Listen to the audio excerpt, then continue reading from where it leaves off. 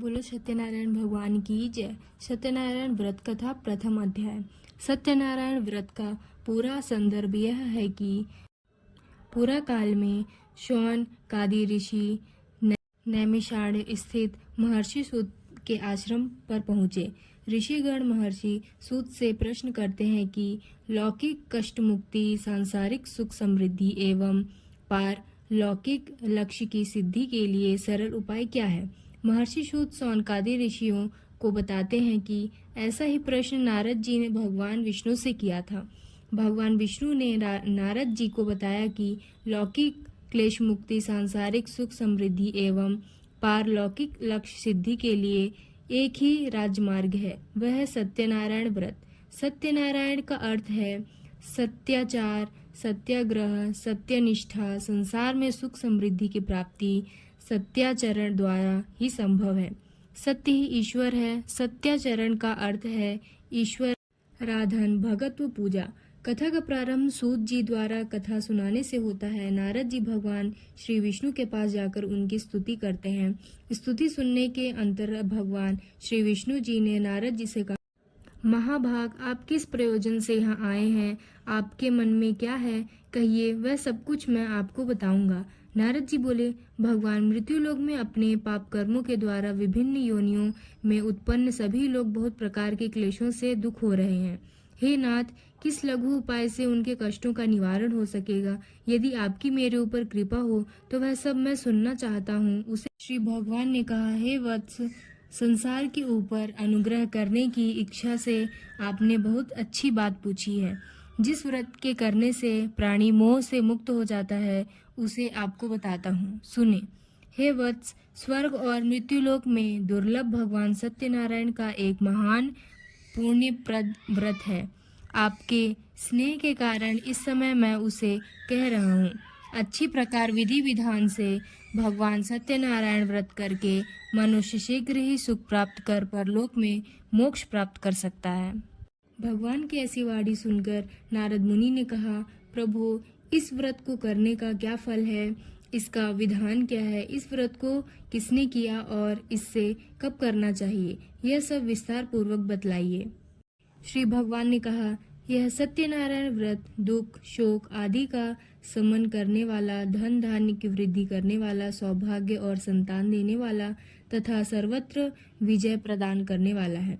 जिस किसी भी दिन भक्ति और श्रद्धा से संवित होकर मनुष्य ब्राह्मणों और बंधु बांधवों के साथ धर्म से तत्पर होकर सायंकाल भगवान सत्यनारायण की पूजा करे, नैवेद्य के रूप में उत्तम कोटि के भोजनीय पदार्थ को सवाया मात्रा में भक्तिपूर्वक अर्पित करना चाहिए।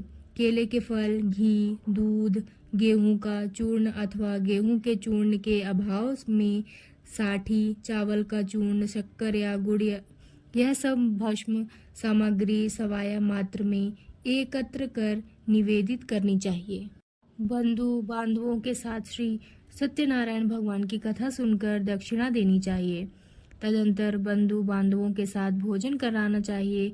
भक्तिपूर्वक प्रसाद ग्रहण करके नृत्य गीत आदि का आयोजन करना चाहिए। तदंतर भगवान सत्यनारायण का स्मरण करते हुए अपने घर जाना चाहिए। ऐसा करने से मनुष्यों की अभिलाषा अवश्य पूर्ण होती है। विशेष रूप से कलयुग में पृथ्वीलोक में यह सबसे छोटा सा। दूसरा अध्याय। श्री सूत जी बोले, हे द्विजों, अब मैं पुनः पूर्व काल में जिसने इस सत्यनारायण व्रत को किया था उसे भली भांति स्वीकार पूर्वक कहूँगा। रमणीय काशी नामक नगर में कोई अत्यंत निर्धन ब्राह्मण रहता था। भूख और प्यास से व्याकुल होकर वह प्रतिदिन पृथ्वी पर भटकता रहता था। भगवान ने उस दुखी ब्राह्मण को देखकर वृद्ध का रूप धारण करके उस द्विज और आदर पूर्वक पूछा, हे द्विज, प्रतिदिन अत्यंत दुखी होकर तुम किस लिए पृथ्वी पर भ्रमण करते रहते हो? हे द्विज श्रेष्ठ, यह सब बतलाओ, मैं सुनना चाहता हूँ। ब्राह्मण बोला, प्रभु, मैं अत्यंत दरिद्र हूँ और भिक्षा के लिए ही पृथ्वी पर घूमा करता हूँ। यदि मेरी इस दरिद्रता को दूर करने का आप कोई उपाय जानते हो तो कृपा पूर्वक बतलाइए। वृद्ध बोला, हे देव, सत्यनारायण भगवान विष्णु अभिष्ट फल को देने वाले हैं। हे विप्र, तुम उनका उत्तम व्रत करो, जिसे करने से मनुष्य सभी दुखों से मुक्त हो जाता है। व्रत के विधान को भी अत्यंत पूर्ण कहकर वृद्ध रूपधारी भगवान विष्णु अंतर्धानी हो गए। वृद्ध ने जैसा कहा है उस व्रत को अच्छी प्रकार से वैसे ही करूंगा, यह सोचते हुए उसको रात में नींद नहीं आई। अगले दिन प्रातः काल उठकर भगवान सत्यनारायण का व्रत करूंगा ऐसा संकल्प करके वह भिक्षा के लिए चल पड़ा। उस दिन भिक्षा में बहुत सा धन प्राप्त हुआ। उसी धन से उसने बंधु बांधवों के साथ भगवान सत्यनारायण का व्रत किया। इस व्रत के प्रभाव से वह श्रेष्ठ सभी दुखों से मुक्त होकर समस्त संपत्तियों से संपन्न हो गया। उस दिन से लेकर के प्रत्येक महीने उसने यह व्रत किया। इस प्रकार भगवान सत्यनारायण के इस व्रत को करने से वह श्रेष्ठ सभी पापों से मुक्त हो गया और उसने दुर्लभ मोक्ष पद को प्राप्त किया। हे विप्र, पृथ्वी पर जब भी कोई मनुष्य श्री सत्यनारायण का व्रत करेगा उसी समय उसके समस्त दुख नष्ट हो जाएंगे। इस प्रकार भगवान नारायण ने महात्मा नारद जी से जो कुछ कहा मैंने वह सब आप लोगों से कह दिया। आगे अब मैं और क्या करूं? हे मुने, इस पृथ्वी पर उस सुने हुए इस व्रत को किसने किया, हम वह सब सुनना चाहते हैं। उस व्रत पर हमारी श्रद्धा हो रही है। श्री सूत जी बोले, हे मुनियों, पृथ्वी पर जिसने यह व्रत किया उसे आप लोग सुने। एक बार वह द्विजश्रेष्ठ अपनी धन संपत्ति के अनुसार बंधु बांधवों तथा परिजनों के साथ व्रत करने के लिए उद्यत हुआ। इसी बीच एक लकड़हारा वहां आया और लकड़ी बाहर रखकर उस ब्राह्मण के घर गया। वह उस व्रत को करता हुआ देख प्रणाम करके उससे बोला, प्रभु आप यह क्या कर रहे हैं? इसे करने से किस फल की प्राप्ति होती है, विस्तार पूर्वक मुझे कहिए। विप्र ने कहा, यह सत्यनारायण का व्रत है जो सभी मनोरथों को प्रदान करने वाला है। उसी के प्रभाव से मुझे यह सब महान धन धान्य आदि प्राप्त हुआ है। जल पीकर तथा प्रसाद ग्रहण करके वह नगर चला गया। सत्यनारायण देव के लिए मन से ऐसा सोचने लगा कि आज लकड़ी बेचने से जो धन प्राप्त होगा उसी धन से भगवान सत्यनारायण का श्रेष्ठ व्रत करूंगा। इस प्रकार मन से चिंतन करता हुआ लकड़ी को मस्तक पर रखकर उस सुंदर नगर में चला गया जहाँ धन संपन्न लोग रहते थे। उस दिन उसने लकड़ी का दुगुना मूल्य प्राप्त किया। इसके बाद प्रसन्न हृदय होकर वह पके हुए केले का फल, शक्कर, घी, दूध और गेहूं का चूर्ण सवाया मात्र में लेकर अपने घर आया। तत्पश्चात उसने अपने बांधवों को बुलाकर विधि विधान से भगवान श्री सत्यनारायण का व्रत किया। उस व्रत के प्रभाव से वह धन पुत्र से संपन्न हो गया और इस लोक में अनेक सुखों का उपभोग कर अंत में सत्यपुर अर्थात बैकुंठ लोक को चला गया। तीसरा अध्याय। श्री सूत जी बोले, श्रेष्ठ मुनियों, अब मैं पुनः आगे की कथा कहूँगा, आप लोग सुने। प्राचीन काल में एक उल्लामुख नाम का एक राजा था। वह जितेंद्रिय, सत्यवादी तथा अत्यंत बुद्धिमान था। वह विद्वान राजा प्रतिदिन देवालय जाता और धन देकर ब्राह्मणों को संतुष्ट करता था। कमल के समान मुख वाली उसकी धर्मपत्नी शील, विनय एवं सौंदर्य आदि गुणों से संपन्न तथा परिपरायणा थी। राजा एक दिन अपनी धर्मपत्नी के साथ भद्रशिला नदी के तट पर श्री सत्यनारायण का व्रत कर रहा था। उसी समय व्यापार के अनेक प्रकार की पुष्पकल धनराशि से संपन्न एक साधु नाम का बनिया वहां आया।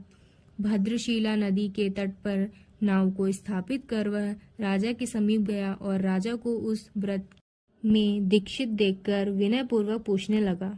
साधु ने कहा, राजन, आप भक्तियुक्त चिन्ह से यह क्या कर रहे हैं? कृपया वह सब बताइए, इस समय मैं सुनना चाहता हूँ। राजा बोले, हे साधो, पुत्र आदि की प्राप्ति की कामना से अपने बंधु बांधवों के साथ मैं अतुल तेज संपन्न भगवान विष्णु का व्रत एवं पूजन कर रहा हूँ। राजा की बात सुनकर साधु ने आदर पूर्वक कहा, राजन, इस विषय में आप मुझे सब कुछ विस्तार से बतलाइए। आपके कथानुसार मैं व्रत एवं पूजन करूँगा। मुझे भी शांति नहीं है, इससे अवश्य ही शांति प्राप्त होगी। ऐसा विचार कर वह व्यापार से निर्वृत्त होकर आनंद पूर्वक अपने घर आया।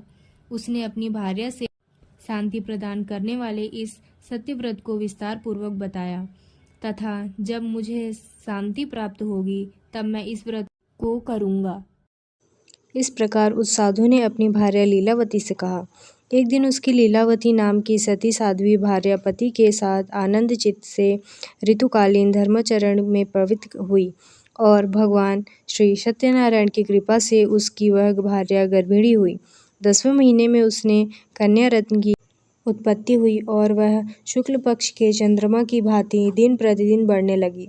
उस कन्या का नाम कलावती रखा गया। इसके बाद वह एक दिन लीलावती ने अपने स्वामी के मधुर वाणी में कहा, आप पूर्व में संकल्पित श्री सत्यनारायण के व्रत को क्यों नहीं रख रहे? साधु बोला, प्रिय, इसके विवाह के समय व्रत करूंगा। इस प्रकार अपनी पत्नी को भली भांति आश्वस्त कर वह व्यापार करने के लिए नगर की ओर चला आया।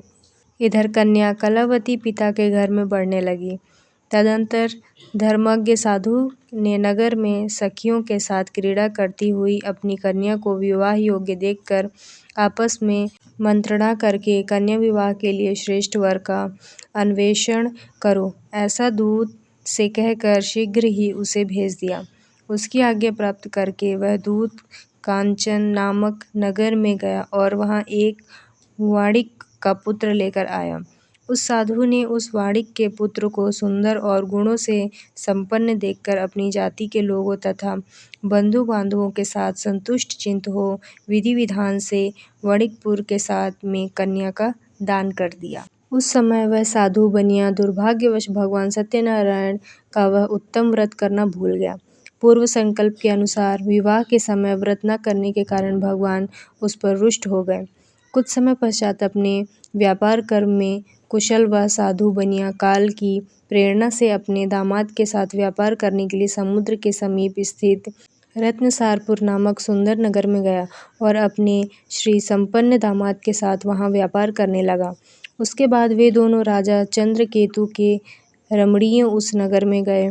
उसी समय भगवान श्री सत्यनारायण ने उसे भ्रष्ट प्रतिज्ञ देखकर इसे दारुण करीण और महान दुख प्राप्त होगा, यह शाप दे दिया। एक दिन एक चोर राजा चंद्रकेतु के धन को चुराकर वहीं आया जहां दोनों वणिक स्थित थे। वह अपने पीछे दौड़ते हुए दूतों को देखकर भयभीत चित्त से धन वहीं छोड़कर शीघ्र ही छिप गया। इसके बाद राजा के दूत वहां आ गए जहां वह साधु वणिक था।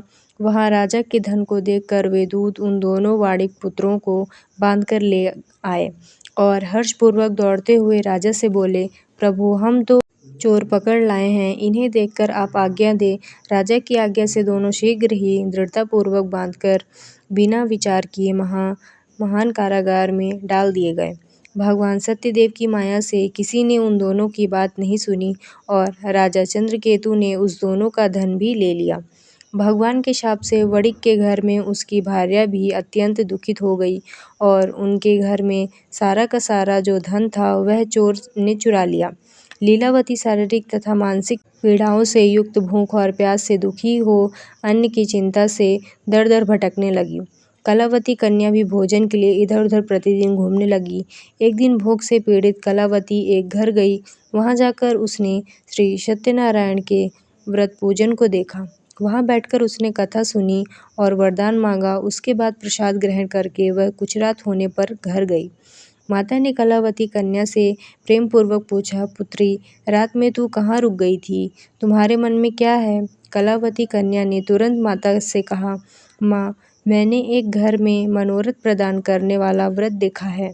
कन्या की उस बात को सुनकर वह वणिक भी भार्या व्रत करने को उद्युक्त हुई और प्रसन्न मन से उस साध्वी ने बंधु बांधवों के साथ भगवान श्री सत्यनारायण का व्रत किया तथा इस प्रकार प्रार्थना की, भगवान, आप हमारे पति एवं जामाता के अपराध को क्षमा करें, वे दोनों अपने घर शीघ्र आ जाएं।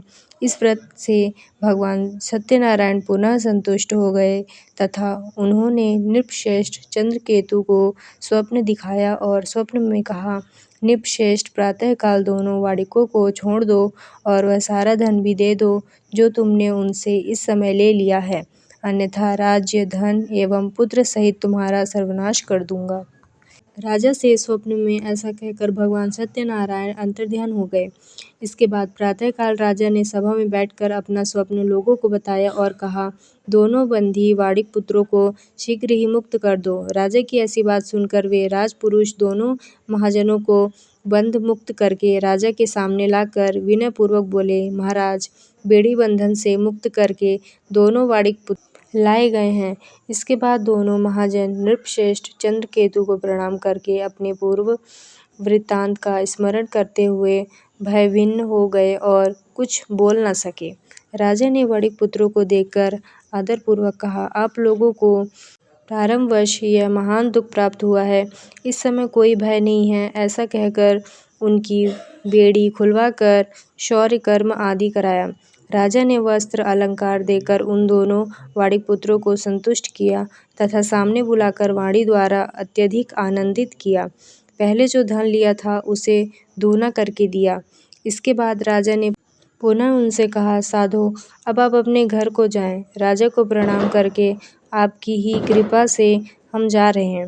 ऐसा कहकर उन दोनों महावैश्यों ने अपने घर की ओर प्रस्थान किया। चौथा अध्याय। श्री दूत जी बोले, साधु बनिया मंगलाचरण कर और ब्राह्मणों को धन देकर अपने नगर के लिए चल पड़ा। साधु ने कुछ दूर जाने पर भगवान सत्यनारायण की उनकी सत्यता की परीक्षा के विषय में जिज्ञासा हुई। साधो, तुम्हारी नाव में क्या भरा है? तब धन के मद से चूर दोनों महाजनों ने अवहेलनापूर्वक हंसते हुए कहा, दंडिल, क्यों पूछ रहे हो? तुम कुछ द्रव्य लेने की इच्छा है? हमारी नाव में तो लता और पत्ते आदि भरे हैं। ऐसी निष्ठुर वाणी सुनकर तुम्हारी बात सच हो जाए, ऐसा कहकर दंडी सन्यासी का रूप धारण किए हुए भगवान कुछ दूर जाकर समुद्र के समीप बैठ गए। दंडी के चले जाने पर नित्य क्रिया करने के पश्चात उतराई हुई अर्थात जल में ऊपर की ओर उठी हुई नौका को देखकर साधु अत्यंत आश्चर्य में पड़ गया और नाव में लता और पत्ते आदि देखकर मूर्छित हो पृथ्वी पर गिर पड़ा। सचेत होने पर वणिकपुरी चिंतित हो गया। तब उसके दामाद ने इस प्रकार कहा, आप शोक क्यों करते हैं? दंडी ने शाप दे दिया है।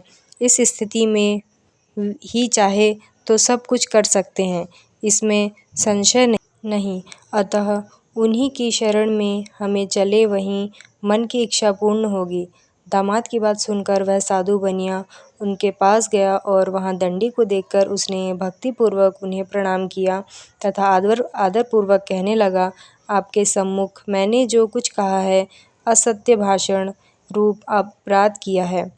आप मेरे उस अपराध को क्षमा करें। ऐसा कहकर बार ब्रह्म प्रणाम करते हुए वह महान शोक से आकुल हो गया। दंडी ने उसे रोता हुआ देखकर कहा, हे मूर्ख, रो मत, मेरी बात सुनो। मेरी पूजा से उदासीन होने के कारण तथा मेरी आज्ञा से ही तुमने बारंबार दुख प्राप्त किया है। भगवान की ऐसी वाणी सुनकर वह उनकी स्तुति करने लगा। साधु ने कहा, हे प्रभु, यह आश्चर्य की बात है कि आपकी माया से मोहित होने के कारण ब्रह्मा आदि देवता भी आपके गुणों और रूपों को यथावत रूप से नहीं जान पाते। फिर मैं मूर्ख आपकी माया से मोहित होने के कारण कैसे जान सकता हूँ? आप प्रसन्न हो, मैं अपनी धन संपत्ति के अनुसार आपकी पूजा करूँगा। मैं आपकी शरण में आया हूँ। मेरा जो नौका में स्थित पूरा धन था उसकी तथा मेरी रक्षा करें। उस बनिया की भक्ति युक्त वाणी सुनकर भगवान जनार्दन संतुष्ट हो गए। भगवान हरि उसे अभीष्ट वर प्रदान करके वहीं अंतर्धान हो गए।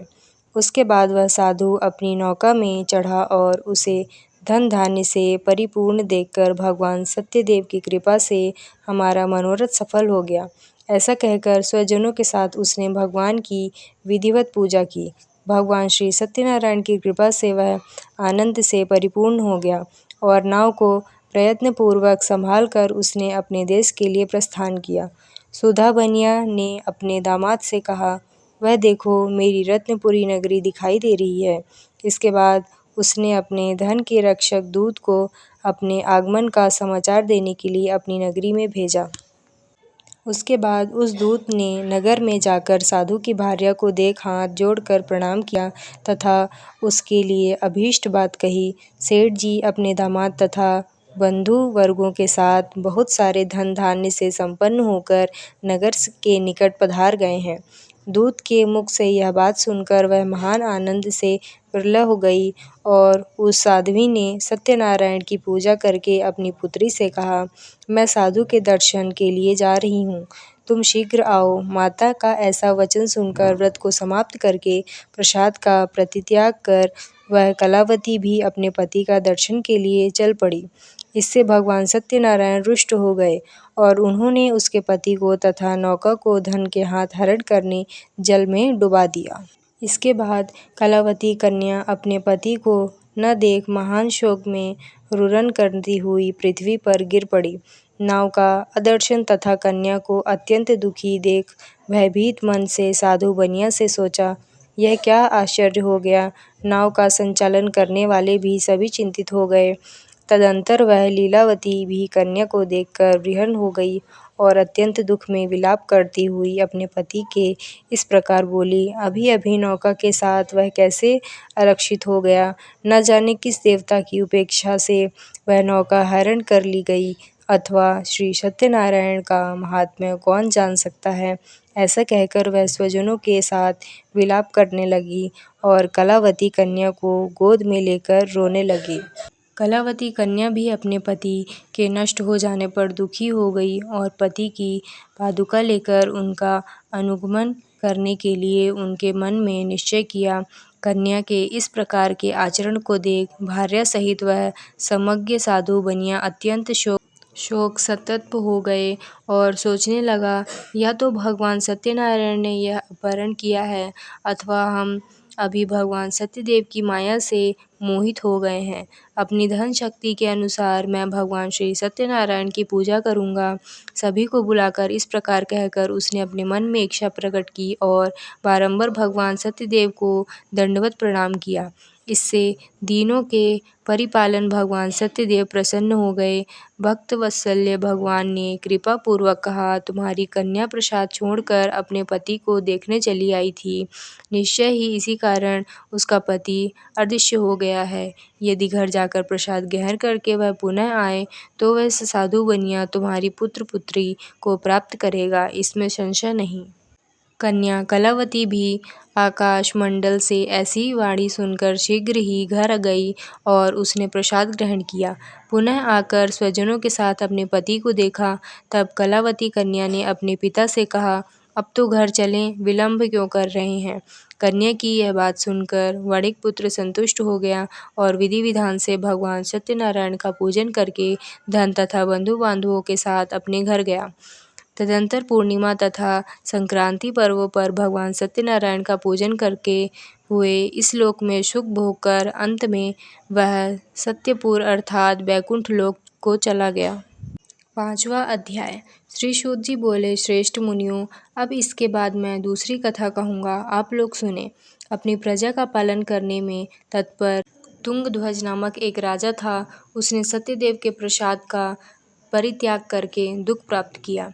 एक बार वह वन जाकर और वहाँ बहुत से पशुओं को मारकर वट वृक्ष के नीचे आया। वहाँ उसने देखा कि गोपगण बंधु बांधवों के साथ संतुष्ट होकर भक्तिपूर्वक भगवान सत्यदेव की पूजा कर रहे हैं। राजा यह देखकर भी अहंकारवश न तो वहाँ गया और न ही उसने भगवान सत्यनारायण को प्रणाम भी किया। पूजन के बाद सभी गोपगण भगवान का प्रसाद राजा के समीप रहकर वहाँ से लौट आए और इच्छानुसार उन सभी ने भगवान का प्रसाद ग्रहण किया। इधर राजा को प्रसाद का परित्याग करने से बहुत दुख प्राप्त हुआ। उसका संपूर्ण धन धान्य एवं सभी 100 पुत्र नष्ट हो गए। राजा ने मन में यह निश्चय किया कि अवश्य ही भगवान सत्यनारायण ने हमारा नाश कर दिया है, इसलिए मुझे वहाँ जाना चाहिए जहाँ श्री सत्यनारायण का पूजन हो रहा था। ऐसा मन में निश्चय करके वह राजा गोपगणों के समीप गया और उसने गोपगणों के साथ भक्ति श्रद्धा से युक्त होकर विधि पूर्वक भगवान सत्यदेव की पूजा की। भगवान सत्यदेव की कृपा से वह पुनः धन और पुत्रों से संपन्न हो गया तथा लोक में सभी सुखों का उपभोग कर अंत में सत्यपुर वैकुंठ लोक को प्राप्त हुआ। श्री सूत जी कहते हैं, जो व्यक्ति इस परम दुर्लभ श्री सत्यनारायण के व्रत को करता है और पुण्यमयी तथा फलप्रदायिनी भगवान की कथा और भक्ति युक्त होकर सुनता है, उसे भगवान सत्यनारायण की कृपा से धन धान्य आदि की प्राप्ति होती है। दरिद्र धनवान हो जाता है। बंधन में पड़ा हुआ बंधन से मुक्त हो जाता है, डरा हुआ व्यक्ति भय मुक्त हो जाता है। यह सत्य बात है, इसमें संशय नहीं। इस लोक में वह सभी स्पित फलों का भोग प्राप्त करके अंत में सत्यपुर वैकुंठ लोक को जाता है। इस प्रकार मैंने आप लोगों से भगवान सत्यनारायण के व्रत को कहा, जिसे करके मनुष्य सभी दुखों से मुक्त हो जाता है। कलयुग में तो भगवान सत्यदेव की पूजा विशेष फल प्रदान करने वाली है। भगवान विष्णु को ही कुछ लोग काल, कुछ लोग सत्य, कोई ईश और कोई सत्यदेव तथा दूसरे लोग सत्यनारायण नाम से कहेंगे। अनेक रूप धारण करके भगवान सत्यनारायण सभी का मनोरथ सिद्ध करते हैं। कलयुग में सनातन भगवान विष्णु ही सत्यव्रत रूप धारण करके सभी का मनोरथ पूर्ण करने वाले होंगे। हे श्रेष्ठ मुनियों, जो व्यक्ति नित्य भगवान सत्यनारायण की इस व्रत कथा को पढ़ता है या सुनता है, भगवान सत्यनारायण की कृपा से उसके सभी पाप नष्ट हो जाते हैं। हे मुनीश्वरों, पूर्व काल में जिन लोगों ने भगवान सत्यनारायण का व्रत किया था, उसके अगले जन्म का वृत्तांत कहता हूँ, आप लोग सुने। महान प्रज्ञासंपन्न सत्यनारायण व्रत करने से प्रभाव से दूसरे जन्म में सुदामा हुए और उस जन्म में भगवान श्री कृष्ण का ध्यान करके उन्होंने मोक्ष प्राप्त किया। लकड़हारा भिल्ल गुहों का राजा हुआ और अगले जन्म में उसने भगवान श्री राम की सेवा करके मोक्ष प्राप्त किया। महाराज उल्लकमुख दूसरे जन्म में राजा दशरथ हुए, जिन्होंने श्री रंगनाथ जी की पूजा करके अंत में वैकुंठ प्राप्त किया। इसी प्रकार धार्मिक और सत्यवती साधु पिछले जन्म के सत्यव्रत के प्रभाव से दूसरे जन्म में मनोरध्वज नामक राजा हुआ। उसने आरे से चीर कर अपने पुत्र की आधी देह भगवान विष्णु को अर्पित करके मोक्ष प्राप्त किया। महाराज तुंगध्वज जन्मांतर में स्वयंभू मनु हुए और भगवत संबंधी संपूर्ण कार्यों का अनुष्ठान करके वैकुंठ लोक को प्राप्त हुए। जो गोपगण थे, वे सब जन्मांतर में ब्रज मंडल में निवास करने वाले गोप हुए और सभी राक्षसों का संहार करके उन्होंने भी भगवान का श्रावत धाम गोलोक प्राप्त किया। इस प्रकार श्री स्कंद पुराण के अंतर्गत रेवा खंड में श्री सत्यनारायण व्रत कथा यहाँ 5वां अध्याय पूर्ण हुआ। तो बोलो सत्यनारायण भगवान की जय।